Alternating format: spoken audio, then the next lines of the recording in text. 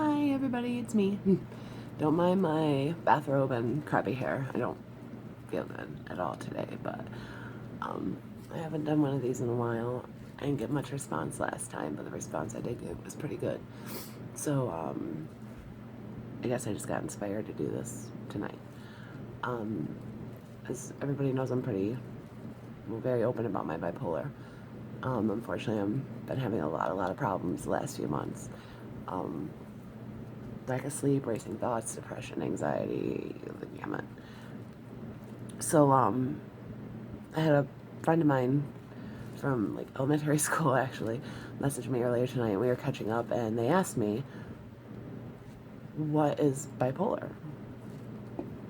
So logically you would think, okay, let's hop on Wikipedia and I'll get you a definition and you can read it and, interpret it however you see fit.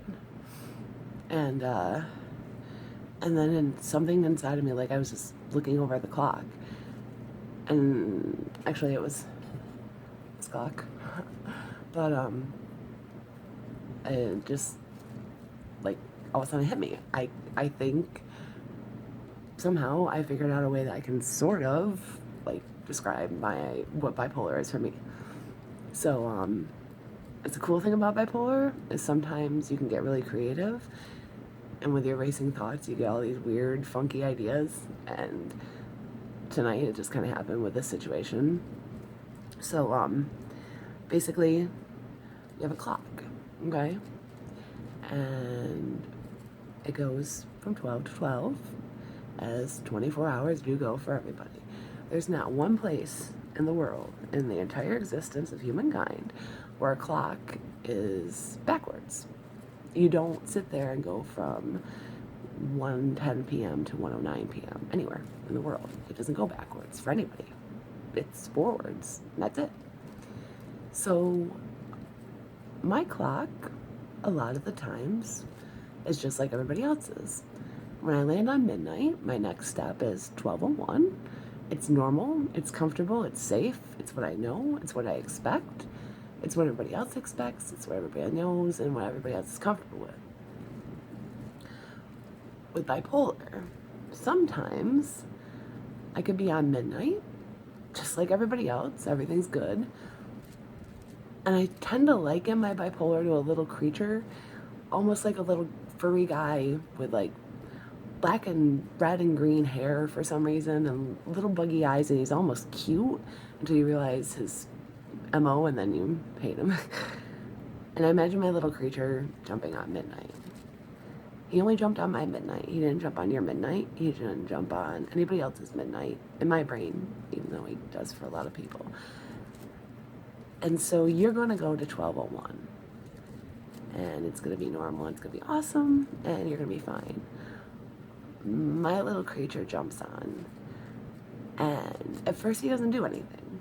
You go to 12:01, I stay at midnight, and I start to wonder, oh geez, I feel him there. What is he doing there? Why is this happening? This is gonna happen. It's gonna get bad. And I liken that to the anxiety. So this little guy is on my midnight. I want to go to 12:01. I want to be normal. I just want to move on. He doesn't want me to. So I start questioning, like, what are you doing there? Why are you there? What's happening? Can I get you to stop? Can I hurt you? Can I kill you? Can I flick you off? Can I make you promise that you won't keep me up all night? Can I make you promise you won't make me stick at midnight and be stuck with insomnia all night? And that's where the racing thoughts start. So we go from the anxiety to the racing thoughts. So now my creature is slowly pulling back the hand, and now he wants it to be going backwards instead of normal. So now we're going to go into this alternate little universe. So now we're going from midnight to 11:59, and he goes slow at first. Like a couple oh, I got to do this tomorrow, or, let me, freak out about this for a few seconds and get stuck on it. And then I liken it to him doing like his first spin around the clock is like a spin like on the Price is Right wheel. It's not always super fast, but you start realizing, here it comes. And now I'm going backwards. And now I'm thinking, oh my God, I can't believe I said that in 8th grade. Oh my God, you know, like, oh, did I look like that today when I went out? Oh my God, I had a booger hanging on my nose. I didn't even know. How many people noticed? Oh my God, did people go home tonight and tell their families at dinner, this fat girl had a booger hanging out of her nose, blah, blah, blah, blah, blah. And then all of a sudden he's like, okay, we got a reaction, so now I'm going to speed up. And he speeds and he speeds. And we go so far backwards that we're losing our freaking minds. I was talking about this in one of my group therapies about the term wanting to crawl out of your skin. I never really understood that. And now I can tell you that that's what it is. Because you are so overly consumed by these thoughts and these racing things and these irrational fears. For me, mine ends up being, I go to a lot because of my cancer. It turns into, I'm not going to wake up tomorrow. Oh my God, did you feel that flinch? Oh my God. Oh my God, did my heart just skip a beat? Oh my God, is my heart beating? No, oh my God, I'm not breathing. I can't feel myself breathing. This is not good. This is the last thing I'm going to see before I die. For other people, like the racing thoughts just kind of go all over the place, or they're, more generalized. Everybody's different, but this is just for me. So after he spins and spins and spins, and sometimes it can be for weeks, or even I've had it go on for like a month, and then finally he wears down and we start coming back, and now everybody's at 11:30 and they're heading towards midnight, and we're at still backwards. But then all of a sudden we get caught up, and now we're on 11:40 with everybody, and then 11:50, and then finally we're back to midnight. And that's the end of the bipolar cycle for me. So I know these videos are long and people have no attention span to watch things like this.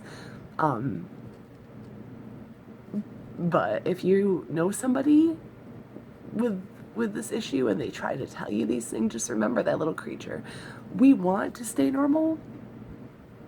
We want to keep going forward, because who doesn't want to, be like everybody else?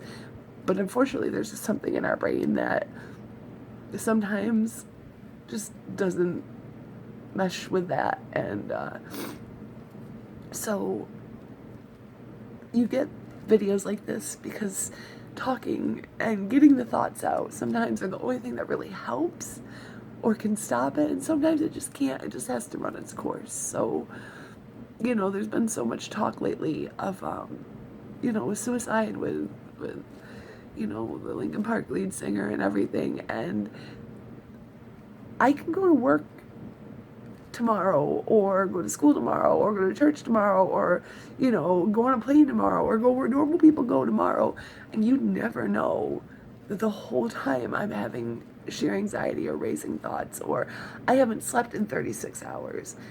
We're good because we have to be, because we don't want to stick out like a sore thumb. We don't want to show everybody that our clock is going backwards and not forwards.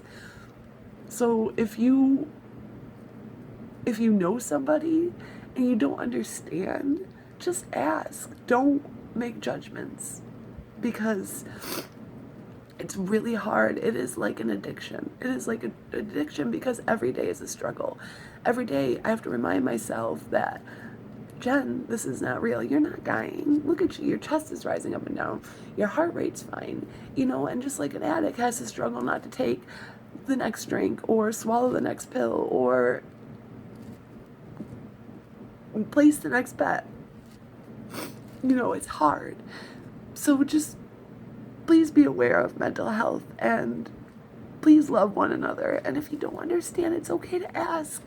I'm glad that person asked me tonight, because now I feel like I've opened the door maybe for somebody else to see this, and a slight chance that somebody else in this situation would, and just love each other, because that's all we need, because we can't figure out how to get through it. We don't know the answers. We don't know how to fix it. So if you could just love us through it, that's the best thing. Thank you.